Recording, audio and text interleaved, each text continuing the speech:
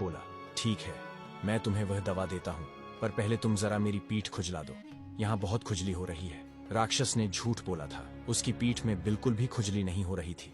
वह तो बस यह देखना चाहता था कि वह लड़का उसकी बेटी का असली बेटा है या नहीं। फकीर के बताए अनुसार उसने राक्षस की पीठ बहुत जोर से खुजला दी। जब लड़के ने राक्षस की पीठ में अपने नाखून गड़ाए, जैसे कि वह उसकी पीठ खुरच देना चाहता हो, तभी राक्षस ने उसे रोक दिया और बोला, ठीक है, और दवा देकर उसे वापस भेज दिया। महल पहुंचकर उसने वह दवा राजा को दे दी। राजा उसको अपनी रानी के पास लेकर गया। रानी ने दवा ली और बताया कि अब वह पहले से बेहतर महसूस कर रही है। राजा ने लड़के से खुश होकर उसे कई भेंटें दी और भी कई चीजें प्रदान की। नीच रानी को अब समझ में ही नहीं आ रहा था कि क्या करे। उसकी सारी कोशिशें लड़के को मारने की नाकाम हो रही थी।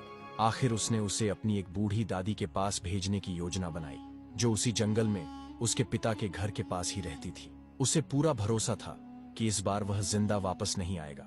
सो उसने राजा को बुलाया और उससे कहा, मेरे घर में मेरी एक बहुत ही कीमती कंघी है, मुझे वह चाहिए। मेहरबानी करके उस लड़के को मेरी वह कंघी लाने भेज दो। जब वह जाने के लिए तैयार हो तो मुझे बता देना, मैं उसे अपनी दादी के नाम चिट्ठी दे दूंगी। राजा ने उसकी बात मान ली और लड़का उससे उसकी दादी के नाम की चिट्ठी लेकर चल दिया। रास्ते में फिर वही फकीर मिला तो उसने पूछा, अब कहाँ चल दिए? लड़के ने उसे फिर से सब कुछ बता दिया। तभी फकीर की नजर लड़के के हाथ में रखी चिट्ठी पर पड़ी।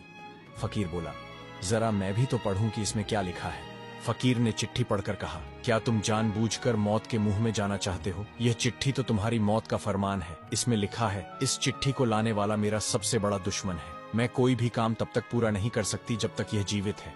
जैसे ही यह तुम्हारे पास पहुंचे, इसे बिना कुछ सोचे मार देना। यह सुनते ही लड़का डर के मारे थर थर कांपने लगा, पर वह राजा को दिया अपना वचन नहीं तोड़ सकता था। उसने ठान लिया कि चाहे जान चली जाए, वह राजा का काम पूरा करेगा। फकीर ने लड़के की निष्ठा देखकर चिट्ठी फाड़ दी और एक नई चिट्ठी लिखी। उसमें उसने लिखा, यह मेरा बेटा है, जब यह तुम्हारे पास पहुंचे तो इसका विशेष ध्यान रखना और इसे बहुत प्यार देना।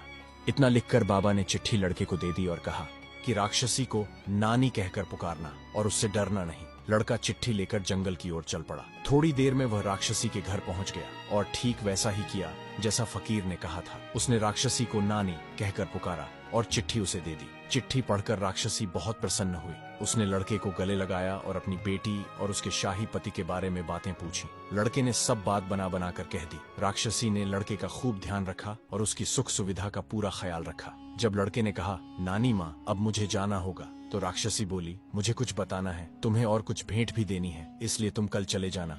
लड़का मान गया। राक्षसी बोली, यह एक साबुन की शीशी जिसकी एक बूंद भी जमीन